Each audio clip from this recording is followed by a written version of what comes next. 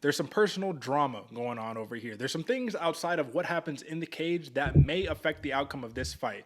And it might come from the sense of pressure being put on somebody. It might be coming from the sense of my training camp got a little bit mixed up here, or it might be coming from the, hey, we're going to scrap your guys' bout, move it out a week, and then turn it into a 5-round main event. Like, it could be a mixture of all of those things. But at the end of the day, it doesn't really matter about the preparation at the end of the day, because when you get in the cage or when you get in the ring or when you go and compete, you fall back and you regress to your natural tendencies, right? And I think that you've spoken volumes on that. So talk to me about the natural tendencies of a Mackenzie Dern or Angela Hill. Two specialists that are aiming to find balance in their approach. Can they actually fulfill that given that they're so high level at what they both do respectively? Well, that seems to be the question that comes up multiple times when both of these fighters fight, Derek. Can Mackenzie Dern get it done on the hands? Can she survive on the hands? Will Angela Hill be able to stop the takedown and get it done on the feet? Then, with both fire and ice mixing right here, it really does tend to lean to whoever is kind of feeling better that night. I mean, Uncle Chill always talks about you walk into the cage, both people know who's going to win. You still put up a fight, you still do that, but at the end of the day, you always know. Now, if that's true for these ladies or not, I feel like when you're going in there and it's your night and you're able to control that first step, first movement, you're the one striking first and third, or you're the one ducking under on that counter and getting to the hips, taking her down. That's really the X's and O's that kind of unknown for me because both of these ladies are so good. Who do you think, Derek, is going to be the one stepping on the gas, putting it forward? Because I personally think Angela Hill with the teep kicks, the strikes up the middle, the fast hands, jabs, all that stuff is just going to be too fast, too much for Mackenzie Dern. Do you think the same, or are you in the opposite camp? I wouldn't say that I'm in the opposite camp. I just don't agree with that because Angela Hill, we've seen. Here's the thing about Angela Hill: she's been nothing but battle tested against grapplers, right? And even though we love a great Angela Hill who shines in performances against like Emily Ducote, for an example, right? That's not, she's not fighting Emily Ducote. She's not fighting somebody who you can go recklessly forward against. She has to maintain a solid sense of distance at any time. And she even had said in the pre-fight presser, I'm not scared to get taken down because if I get taken down, I'll just get up. And that was the big concern for me because she had just said before, and I think it was more hyperbolic. She had said, I used to think the floor was lava, stuff like that. And against someone like Mackenzie Dern, who is not just a really good MMA jiu-jitsu fighter, but just like literally in the sport of jiu-jitsu, she is one of the best to do it. You can't really just, oh, I'll get up if Mackenzie Dern takes me down. Because you might not get back up. You might get back up, but it might be second round when you get back up because, you know what I mean? Like, you got taken down past the, whatever the case. So, I don't agree that that's the case, but I do think that Mackenzie Dern is actually going to be the one stepping on the gas because, as we've seen in these matchups before, she's a little reckless, willing to get hit in order to get a takedown or get a clinch, and her lack of wrestling kind of puts her in a position where she almost doesn't have a choice. So, AJ, Angela Hill can absolutely capitalize on that, right? Absolutely, Derek. The counter striking that the Muay Thai Angela Hill possesses is very precise. And what I like about her, she's a bully in there in the cage. Mm-hmm. So if you're scared or you're not initiating engagement and actually willing to get hit, going in there and kind of leaving your guard down to expose yourself to a better situation, Angela Hill can absolutely compromise, counterize. She can make those to her advantage and then work from there. She's a very smart fighter. I mean, there's a reason why she's an analyst breaking things down. I still go back to if she's feeling it that day, how's the weight cut, how's everything else, and that's why I think the outside perspective, all the other stresses of life going into this, really do take a toll and a kind of a intro into the X's and O's, if you will, Derek. Yeah, maybe to a degree, right? But we can't. That's the one thing that, as a wagering program, as a handicapping program, as just an analysis program, you can never predict what happens on the actual day. Mm-hmm. Nobody knows.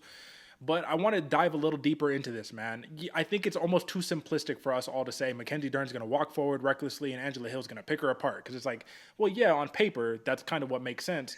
But all Mackenzie... So, okay, let's take a step back. Angela Hill, when she fought Vina Jandiroba, right? We know how good Vina is. But what was she able to do? She was able to get her up against the cage, which Angela Hill prefers, knees, elbows, the clinch work, right? But come from that clinch, it's not... Maybe Mackenzie Dern doesn't have phenomenal wrestling, right? Maybe she's not going to hit you with a blast double out the gates, but she is going to trip you. She is going to do all the little jujitsu tricks to take your back, to go and snatch your heel, to go in berimbolo underneath you, like all of these little things, right? So that's where we need to be careful because Vina Jandiroba was able to do it against Angela Hill. Why wouldn't Mackenzie Dern be able to do the same thing? And don't forget, Hill lost that fight to Jandiroba. So I still think it's levels. But let's talk about the opposite side really quick. Mackenzie Dern. You have to admit, if she gets control, right, and that's a big if, but if she can get control on Angela Hill, she can dictate where the fight is going to take place. I think it's equally as dangerous. If Mackenzie Dern can't get a takedown the whole fight, big problems. But if she can, Angela Hill, big problems if she can get the takedown, right? So, what path to victory do you have for Mackenzie Dern, who, as I've said before, yeah, maybe you're not able to get actual blast double takedown. You can get little trips and stuff, but like, what's the actual path to get the fight to the cage, to like the actual cage wall, and to then implement the game plan? It's an interesting one because you're right. Mackenzie Dern isn't going to go in there. Well, has a tendency to go in there with the reckless abandonment. I don't expect to see Mackenzie Dern coming out there, slick head movement, bobbing and weaving, cutting angles in order to cut off the cage and then close down on Angela Hill. The footwork of Angela Hill is very impressive. If I had to guess, Derek, I think you're right, man. Find the situations in which Angela Hill is being the aggressor, being the one coming forward, making the mistakes, presenting holes, and then just pull the funky stuff, man. Grab up on her and get her to a sprawl of any sort. That way, you know you're in your wheelhouse now. She's swimming in your waters over there when you're on the ground. Other than that, I mean, how else would you close the situation if you're in the same foot?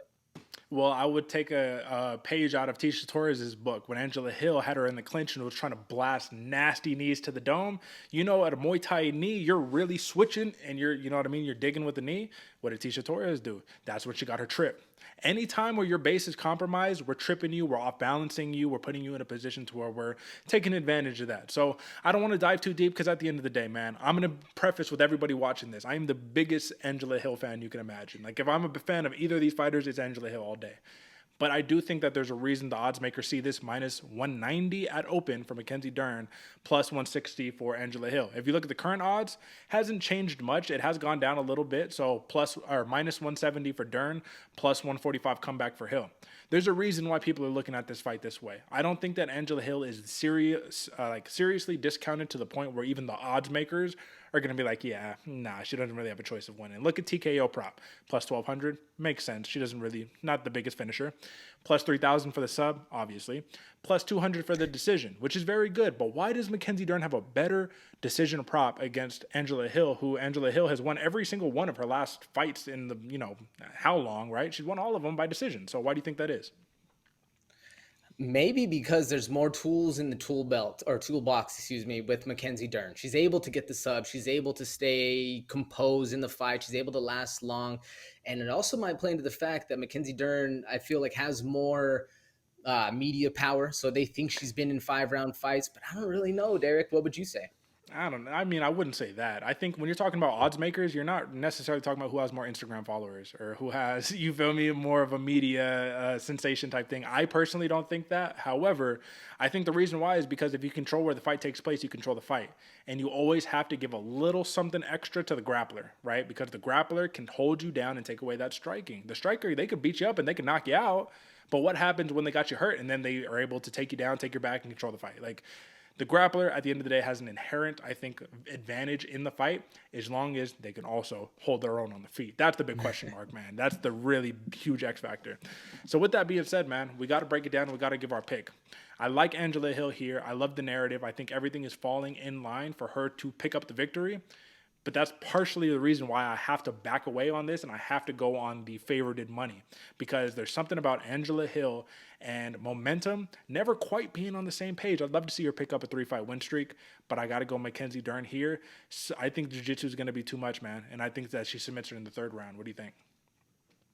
Ooh, submission third round. I felt like the later the fight goes, Angela Hill might be able to pick up more pressure. But you're right, Derek. I mean, if you can't stay perfect for that whole 25 minutes, you're going to be drowning some waters with Mackenzie Dern.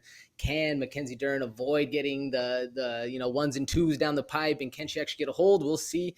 I think the hand speed for Angela Hill is going to be a little too fast. She's going to work that footwork real nicely. I'm looking for the decision prop, Angela Hill. Nice, bro. And I'm not going to sit here and lie. This is one of those, and this could be my bias here. So let me take my analyst hat off for a second. I think this could be, if there's any fight for it to happen, I think Hill could pick up a finish in this one. If there's any fight for it to happen, I think this is the one. So we'll definitely see.